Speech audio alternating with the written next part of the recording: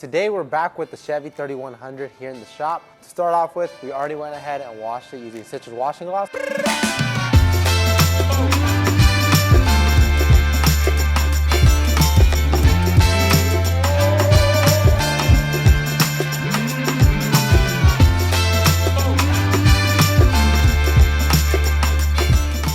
The truck is now looking better, but it still has imperfections. The grill's still rusty. The paint is rough, so it does need a clay bar and of course the polish because it does have scratches and swirls all over it. Next up on this detail is actually going to be pulling into the garage.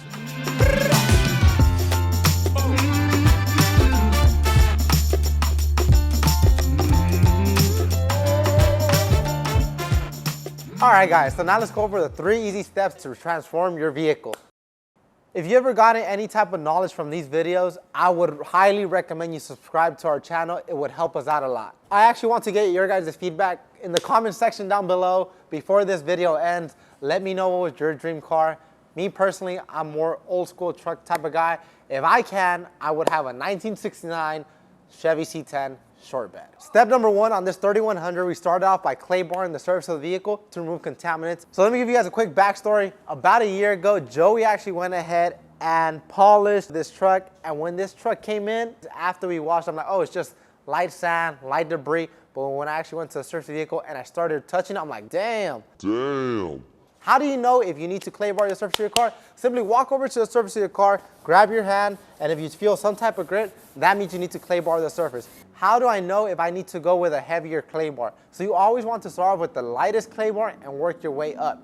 To start off with, if you have a light duty clay bar, I recommend doing a little small test spot. If you still feel grittiness after just doing a couple passes, that means you need to go up, and that's the OG clay bar. And if you still feel grittiness after that, you might need the medium duty clay bar. And if you still feel grittier than that, go with the heavy duty clay bar. You never want to go super heavy because you might cause clay marring and you're gonna cause more headaches for you, so always start light. So after I grabbed my light duty clay bar, and as you guys can also see, I ripped off a small portion away from my clay bar. The reason being is you do not have to use a whole entire clay bar throughout your whole entire car. You actually want to knead it down to a patty and then put it at a 3 with finger. I went to the surface and I oversaturated the surface using clay luber. You never want to be stingy with clay luber because you might cause clay marring around the surface of the vehicle. You spray the surface, glide it side to side, up and down, never in circular motions, and then constantly be inspecting the clay bar. So after you see some type of contamination, what you want to do is remold your clay bar, fold it, remold it, and reuse it. Like that, you move on to the next surface of the vehicle. Hey, a raptor's a dinosaur, right?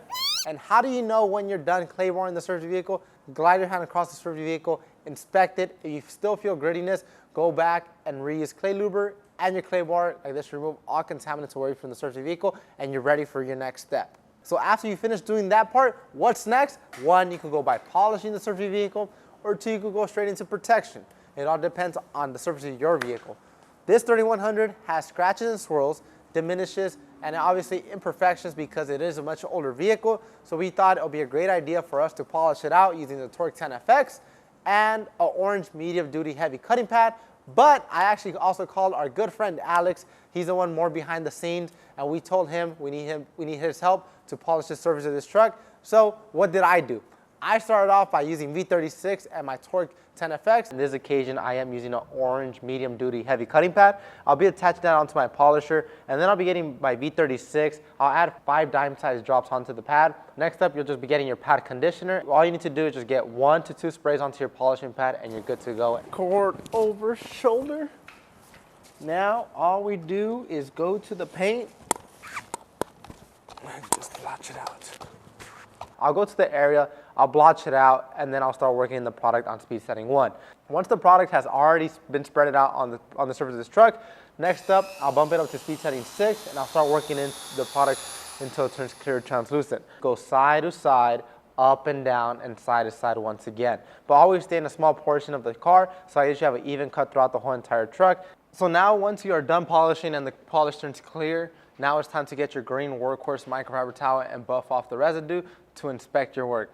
On the other hand, we did have Alex helping me out polish out the Chevy 3100, and he did use the TORQ R. Now, what's the main difference between the TORQ 10FX and the TORQ R? The TORQ R only spins on one axis like a clock, so it's actually going to produce much more heat. On the other hand, by me using the TORQ 10FX, it's actually going to cut a little bit much more slower.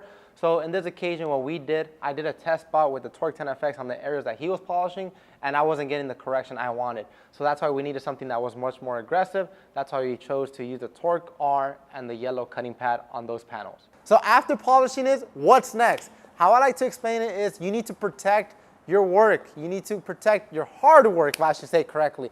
So that's why we went with HydroCharge Plus. HydroCharge Plus, not only is it a spray ceramic coating, but it's also going to fill in imperfections in the paint.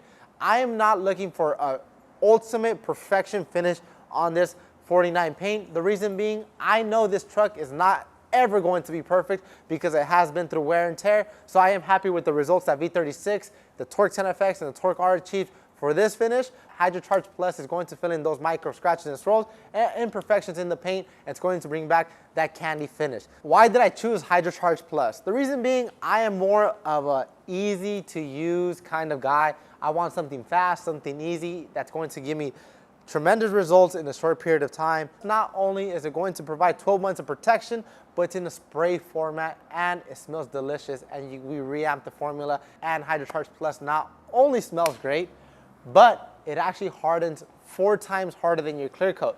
Imagine that, 4 times harder than your clear coat. You'll spray some onto your applicator, go to the surface, work it inside to side, let it sit for 15 to 30 seconds, come back and buff it off, and just like that, you ceramic coat your vehicle. Before I forget, you could also use HydroCharge Plus throughout the whole entire car, such as your headlights, metal pieces, paint, glass, wheels, and much more. Hopefully that was helpful for you guys. Hopefully that clarifies a lot of questions of yours. If you guys do want to see a more in-depth video, check out the link down below. It came in dirty, neglected, sandy, ashy, everything you think of, the truck had. But now it is back to shiny, glossy, protected. But we are actually missing one spot, which is going to be our next part of the series, is just doing the last finishing touches on this 3100. We're still missing the grill, we're still missing the white walls, we're still missing the bumper and the back bumper because those do have rust spots, especially the bed rails. So that's going to be our third part of this series. But other than that, if you guys want to pick up any of these products that I used in today's video, you could always hop onto our website now, chemicalguys.com, or check out the links down below, or drive down to your local detail garage. I cannot stress it enough. You love driving your car, so why not drive it down to a detailer's paradise? As always, I'm Henry. Thank you, Alex, for coming out and helping me polish, and we'll see you guys next time.